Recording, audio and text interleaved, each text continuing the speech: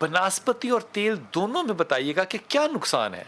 देखिए, इसका ओरिजिन आपके पास पता है कहाँ से हुआ था? बेसिकली लेट 1800s में जो नेपोलियन था ना, उसने कहा था कि मेरी आर्मी के लिए मुझे सस्ता घी चाहिए। ठीक। अब उस सस्ते घी को तैयार किया गया था, जो आपके पास कॉटन सीड ऑयल नहीं होता, उसको हार्ड करने के दो तरीके थे। या तो उसके प्लास्टिक, उसके जो मॉलिक्यूल्स हैं उनको इकट्ठा जोड़ दिया जाए, ठीक है, या ये तरीका था, या फिर उनको हीट से प्रोसेस किया जाए। अगर उसको इकट्ठा जोड़ते वो प्लास्टिक जैसे हो जाते और पता लग जाता, वो एडिबल ना रहता। फिर उसके मॉलिक्यूल्स को हीट से और हाई ऑक्सीजन से ट्रीट किया गया। इसी चीज का जो प्रोडक्ट है इसको हम हाइड्रोजनेटेड और ट्रांस फैट कहते हैं। तो वो लिखा भी होता है उस डब्बे के ऊपर, हाइड्रोजनेटेड और ट्रांस फैट। न्यूयॉर्क में अब इतनी आगाही आ गई है कि 1% से ऊपर ट्रांस फैट अगर किसी फूड लेबल पे, वो उसको मार्केट में पहुंचने नहीं देते। हमारे यहाँ पर अभी भी ट्रांस फैट यूज किया जा रहा है, लेकिन आपने लेबल्स के ऊपर नहीं जाना। जितने भी वेजिटेबल ऑयल्स जो मैंने अभी नाम लिए हैं, corn oil, canola oil, sunflower oil, cotton seed oil, grape seed oil, mustard, ये सारे के सारे जो हैं इसी प्रोसेस से बने हुए हैं। और इसमें नहीं खा सकते।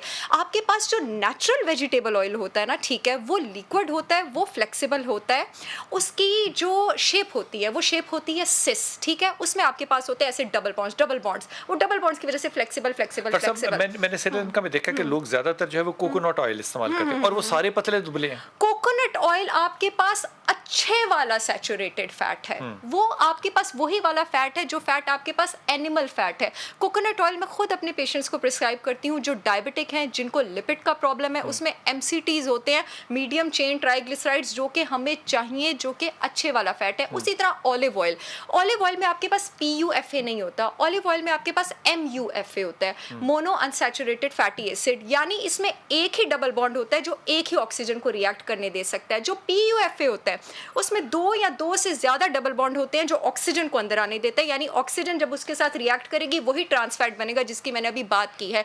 लेकिन PUFA उसको दुगना डैमेज नहीं करता, वो एक्सपोनेंशियली कहीं ज्यादा डैमेज करता है as compare to olive oil. Doctor साहब, इसका मतलब अगर ये लिखा हो कि ये हाइड्रोजनेटेड है तो वो खतरनाक है? बिल्कुल खतरनाक है। वो आपकी जो आर्टरीज है ना उसको ऐसे फ्राई करेगा जैसे कर्ली फ्राइज को आप फ्राई करते हैं। एक्चुअली तो जितने बीमार लोग थे वो ऑयल की तरफ आ गए और उनका ख्याल था कि ऑयल ही हमारे लिए बेहतर है। उन्होंने अपना बेड़ा गर्क कर लिया। अगर आप देखा जाए, अगर जो स्टैट्स देखी जाए, आप ना स्टैटिस्टिशियंस की और बिके रिसर्चर्स की स्टैट्स छोड़ दें, आप खुद स्टैटिस्टिशियन बन जाएं।